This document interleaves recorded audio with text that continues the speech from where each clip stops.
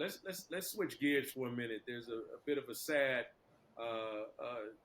tone to this particular story here as we get ready for the draft. We've lost one of the names who was supposed to be in this particular draft. Former LSU wide receiver Kyren Lacy died from an apparent suicide months after being involved in a fatal car accident. Now, he was already facing legal pressure, and now, tragically, he's apparently taken his life.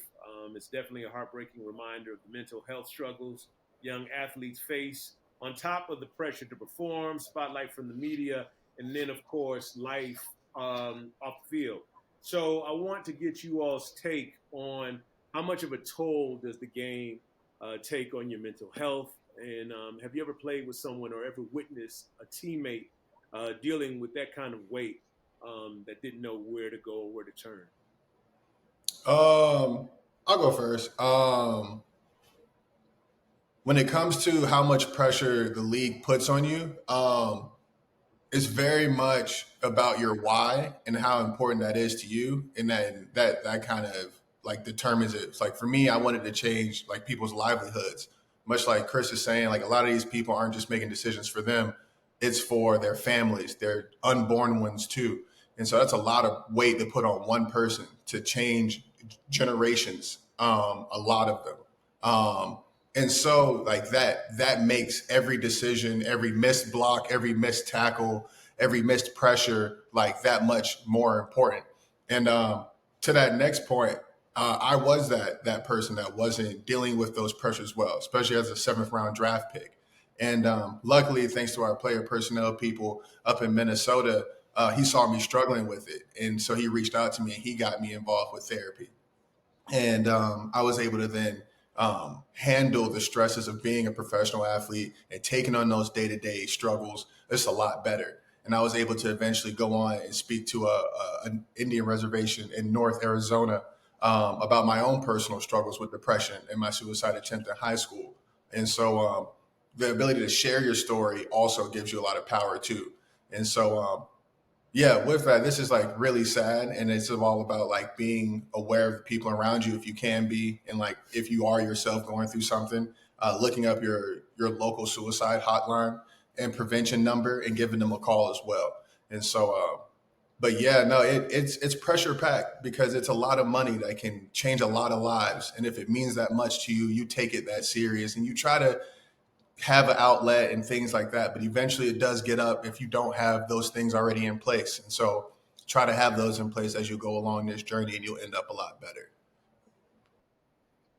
Yeah, I agree with you, man. Like it's sad, man, because he's a young man, got a whole lot of life to in front of him, and it's just sad that the outcome was what it was, and God rest his soul, man. I think for the most part, it. I could tell you from my perspective, man, like what I've been through. Like it was tough, man, when I was coming from Pittsburgh to Cleveland, and I was a free agent my fifth year going into my sixth year, and I signed a pretty big deal, man, 4 years, you know what I mean, and I then hit a wall because I started feeling like, a lot of pressures of a lot of people coming from, from everywhere, from family, friends, out of the woodworks of, handouts. You know what I'm saying? Everybody want to be able to have the handout.